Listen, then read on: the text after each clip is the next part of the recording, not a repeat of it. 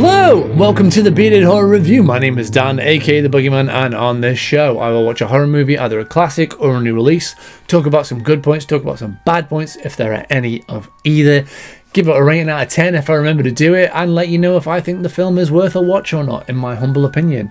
And on this episode I'm going to be talking about the brand new A24 Hugh Grant led Heretic.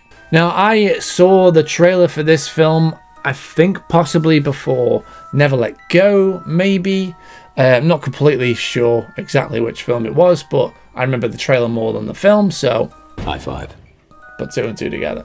I was really intrigued by this. So obviously A24 have a great track record of releasing more psychological thriller horror films, which is my favorite genre at the moment, and this looked like it fit that bill very well. So yeah, let's talk about it. Before we carry on, guys, if you can leave a like and subscribe, it's a little thing for you, but it's such a big deal for me. It really helps out the channel and it's always really appreciated.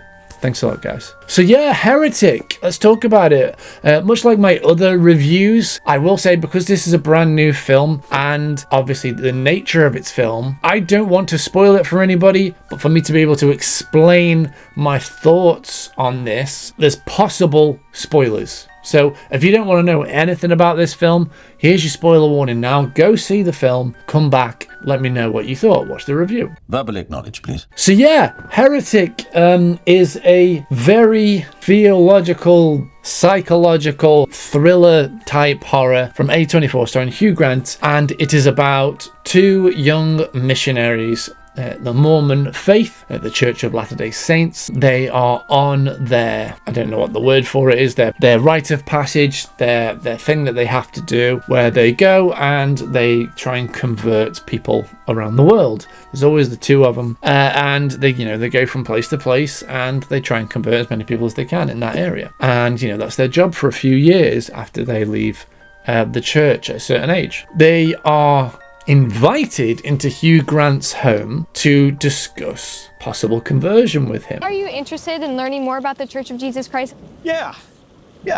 And things go from there. Before I go into talking about a lot of details and things, I will say I really enjoyed the first two acts of this film. I thought about 70 to 80% of this film was really good. It did everything that I love about film, which is it set up our characters with total natural ease using dialogue, dress, and body language. We know who our main characters are and what they're like after they're on screen for 30 seconds. And they also use Chekhov's gun perfectly. Everything is dropped so subtly and naturally that then comes around later in the film. Their use of dialogue to be able to set things up and set up what is going to happen to these characters and why certain things are happening to these characters. Excellent. Extremely well done. The standout, of course, in this film is Hugh Grant. This is Hugh Grant's film for about 80% of it. He is fantastic in this. His use of language and his body language and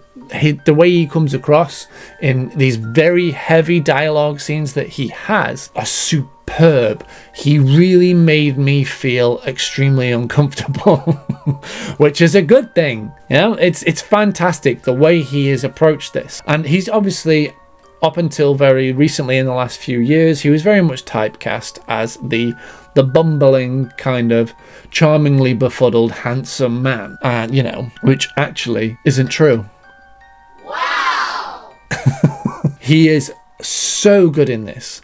They said he plays a man who has invited two young missionaries into his home to talk about the Church of Latter-day Saints. And it's a very good scene.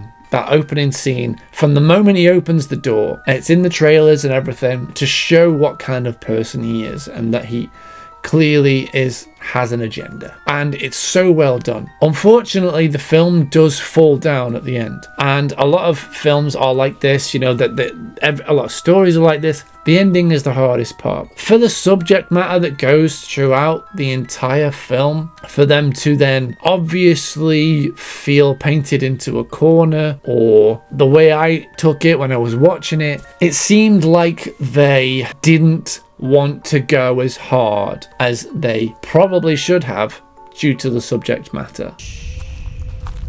Have you figured it out yet? That brings me to my other point of this film is going to be really hit or miss for a lot of people, because the film is based around religion and the deconstruction and analysis of religion is the word I will use, and faith and what faith means and where religions come from, and a lot of large facts about quite a few different religions. There's the big three, as he calls them in this, that are the main focus points: Judaism and Islam, and you know how they kind of are in relation to each other. Obviously I'm not going to go into these things. I don't know anything about this kind of stuff. I'm not religious in any way.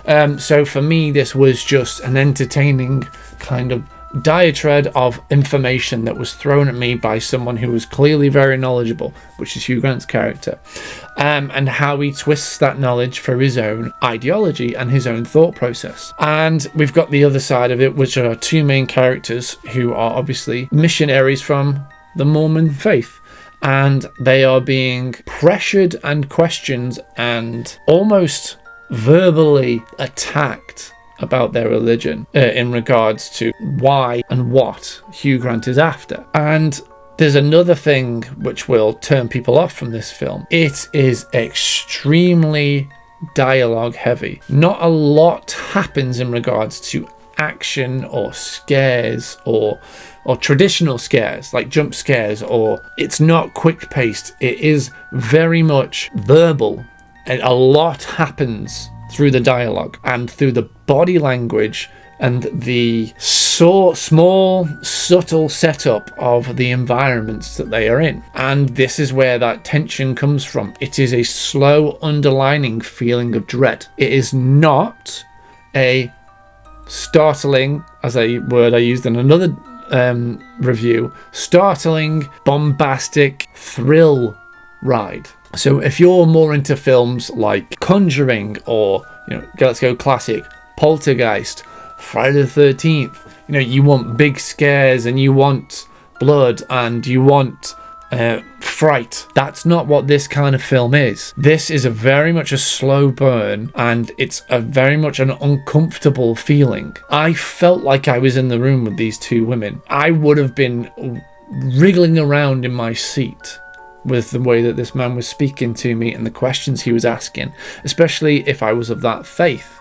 He very much pressures and questions these people and makes them choose to either completely agree with their faith or disown it, and that is a very uncomfortable situation to be put in. And there's also the other uncomfortable situation which is brought up in the film. It is two very young, early 20s, maybe even teen women locked in a house with a 50-year-old man who's twice their size and who is being very, very antagonistic. That would immediately put these women on the back foot, and it does in the film, and it's brought up and they question it and they mention it and they mention how dodgy it is. It's all adding to that tension. But I did say 80% of this film, right? Because they do drop the ball at the end, unfortunately. And like I said with my Substance review, and I talked about Terrifier 3, and I've said about a few other films, they're too long. They're going for too long because I feel like they get to we've got something to say, but we don't quite know how to get there. And I genuinely feel that this ending was very much different to the rest of the film. The ending that we get, it felt a lot more polished and Hollywood kind of ending. And there's a switcheroo about 80% of the way into the film with characters and things, and I didn't felt that it worked. Yeah, which is unfortunate, because if they'd have stuck the landing, for me this would have been a 9 out of 10. I really enjoyed this. But unfortunately, it did falter at the last 20 minutes. It's a shame because, like I said, Hugh Grant is an absolute standout in this. And I would say that if you do like films like Hereditary, Midsommar, this is kind of up that alley. Or even like, I'd more akin it to say Men than those two. But this is very much like that. It is dialogue, it is visual setup and payoff with very little kind of relief from that tension with traditional jump scares and the such. But yeah, so I'd actually give it a 7 out of 10.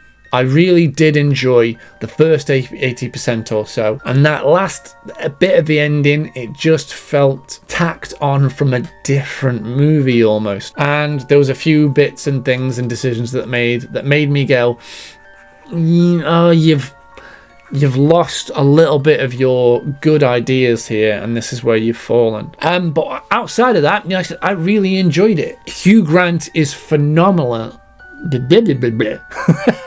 Phenomenal in this film. He shows that his range is just so good, and he can be charmingly befuddling, and he can be extremely threatening and opposing with just words. And I really enjoyed that aspect of this film. Like I said, yeah, 7 out of 10 from me. But did you see the film, guys? Did you enjoy it? Let me know your thoughts down below in the comments. Don't forget to like and subscribe. Make sure if you want to follow me on social media and stuff, links are down below to my Patreon as well. There's some more films coming up, and there's going to be some cool specials that I'm going to be doing over the Christmas period, because there is some dry ass horror releases, as in I cannot find a one. We've been spoiled this year. We really have. We've had so many horror releases. It's been fantastic. There we go, guys. Yeah, don't forget to follow me on social media, all this stuff. And until the next one, happy watching.